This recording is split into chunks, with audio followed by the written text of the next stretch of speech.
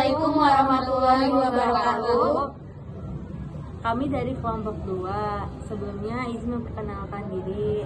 Perkenalkan, nama saya Nabila Anjani Mustikarini dengan NIM akhir 011. Perkenalkan, nama saya Naila Putri Syafina dengan NIM akhir 0012. Perkenalkan, nama saya Tika Setia Melani dengan NIM akhir 081. Perkenalkan, nama saya Dina Maulida Lilati Sulisia dengan NIM akhir 0075. Perkenalkan, nama saya Kurota Ayuni dengan NIM akhir 0073. Di sini kami ingin mengerjakan tugas fisika muatan, gaya, dan medan listrik Menggunakan sisir dan rambut. Sisir dan rambut.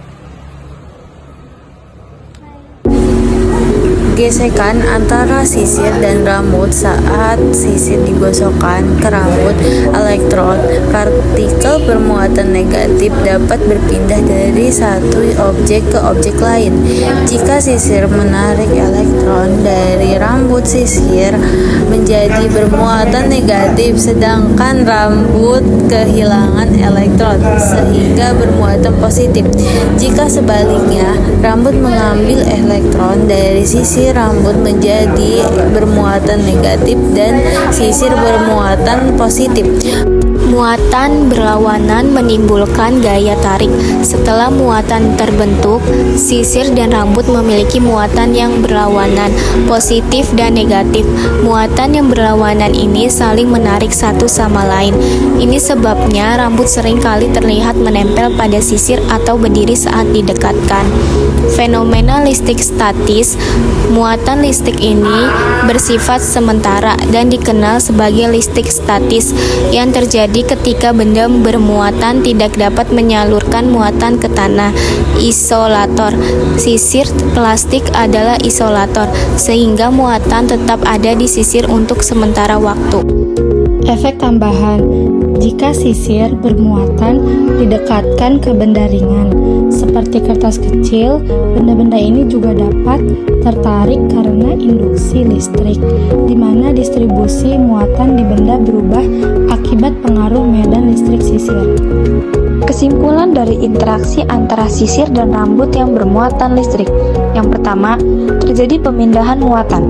Gesekan antara sisir dan rambut menyebabkan elektron berpindah, sehingga salah satu menjadi bermuatan negatif dan yang lain bermuatan positif. Yang kedua, listrik statis.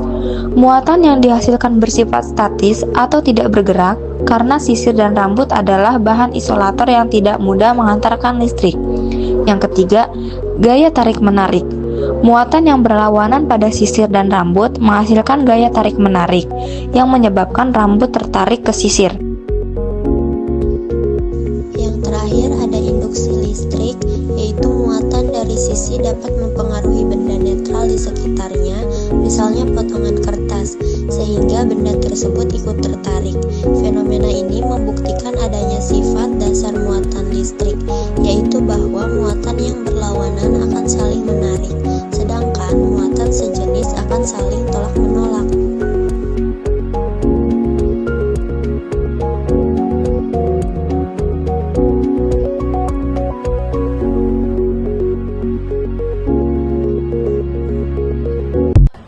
Sekian dari kelompok kami, kurang lebihnya mohon maaf. Wassalamualaikum warahmatullahi wabarakatuh.